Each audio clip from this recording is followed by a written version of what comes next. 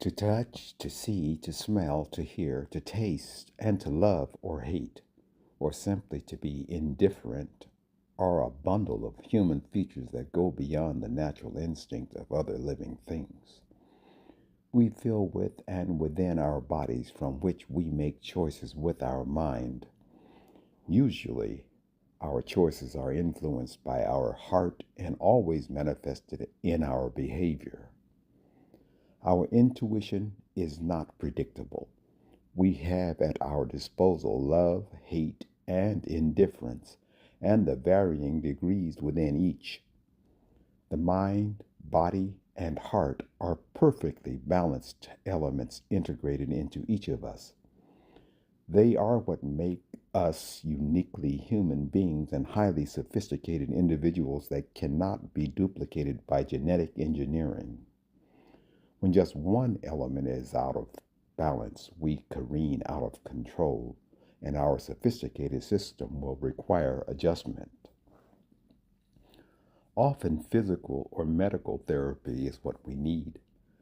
The condition usually is a structural and tangible defect that can be corrected with the right therapy. Sometimes, although the defect is evident, there is no available therapy. Often ignored, however, is our need for heart therapy, a condition that may be described by some as soul searching. It is a search for the meaning of who and what we are. A sound body and well functioning mind will eventually deteriorate with defective heart.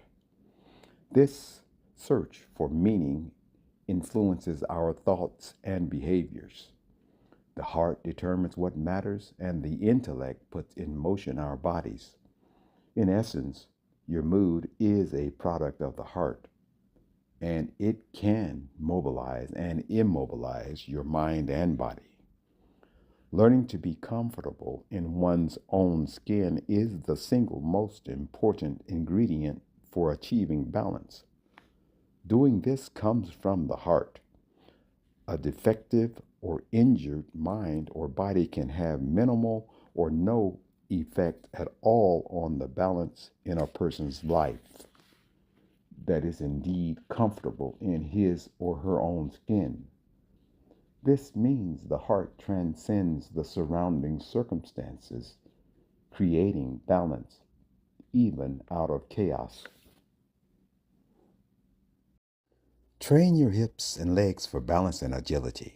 Not enough just to be strong. Strong hips and strong legs help. But if you're stiff and movements are awkward, you need mobile flexibility. Mobile flexibility can stop or minimize the harm of falls. Bending and reaching are the foundation of movement. To maximize both, start slow, start where you are. Don't do more than what you are ready for. Your focus should be on control, not speed, not how many, not how long. Resist the pull of gravity and momentum. Use the constant downward pull of gravity as resistance training to build core strength. Resist rotational momentum to increase muscle durability. Do the routine slowly at first, then build up repetition and duration. If you practice doing them slowly, doing them fast will be easier with the aid of gravity and momentum. Balance and agility begins and ends with strong and flexible hips and legs. The ability to control and coordinate bending and reaching for everyday movements. Inspiration, you never know from where it will come.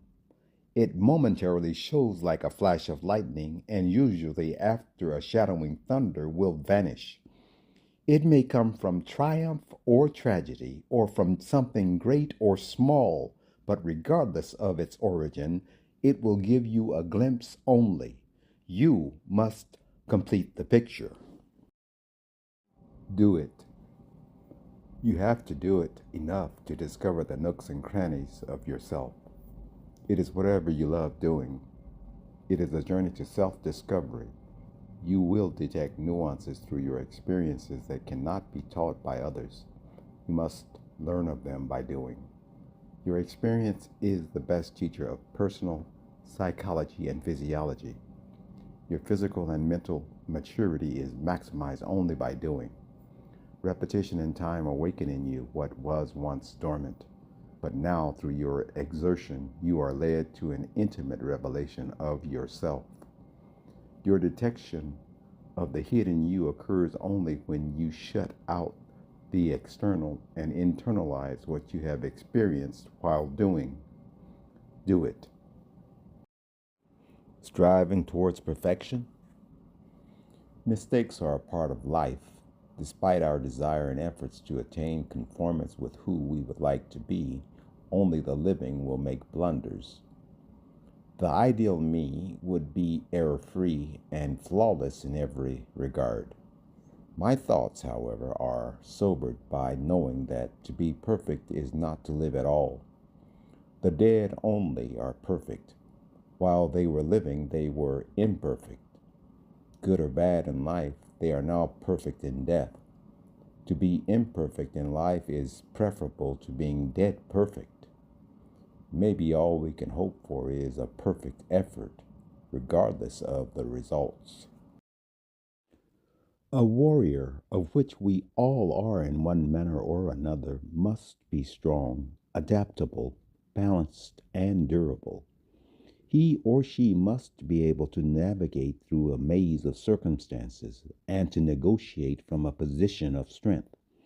What strength, durability, flexibility, and balance have in common is time. These are necessary weapons for battle. It takes time to build each. Time is the only thing that you cannot change. The absence of either weapon is like a room with one of its four walls missing. A warrior does not cease being a warrior with old age. He or she just changes weaponry and or tactics. The warrior looks to yesterday only if what worked then still works today. He will not nurse yesterday for tomorrow. He simply studies what yesterday was for an indication of what today and tomorrow may be. Don't wait until you're tired to relax. Release your tension. When you're tired, your body goes limp because it lacks the strength to stay tense. To be at your best from start to finish, you must relax. It may be the difference between winning and losing, succeeding and failing, standing and falling, or happiness and despair. Let your limbs and mind perform as though you were a newborn babe, free of any tension or worries. Strive to make relaxation a constant state of being, no matter the situation. To be otherwise only weakens you and makes you less durable. And if you're not careful, the tension or intensity alone will break you. Regardless of the circumstances, you will probably respond a certain way, but only better when relaxing. To relax is to know that you're at your best, meeting your challenges and with all your strength and wisdom. Be resolute and relaxed. You will be at your best. Slow down enough to understand the science of what you do and who you are. Know what you do well and not so well. Work to improve both. Be like water that flows from a stream into a river, always refreshing and never stagnant. Satisfied only with the journey, not the destination. Your fluidity, like the water, will carry you far beyond your imagination. To be better than who I am, in my mind, thoughts, and desire, I must see it first with passion, then with an insatiable thirst to be who I believe I can be, who I am indeed. Tossing off any doubt, doing away with, that's good enough, or that'll do. Accepting only the best of me in the moment, always looking for better in the next. To want without having a burden, not to the one who chooses not to try, who's given up, dissatisfied with trying. A benefit, not a burden, to the one who refuses to stop believing, who keeps doing all things necessary, to morph into the hidden self beneath the failure. This is who I am that others cannot see, layers of futility inseparable from the best of me. Inspiration, you never know from where it will come. It momentarily shows like a flash of lightning, and usually after a shadowing thunder will vanish.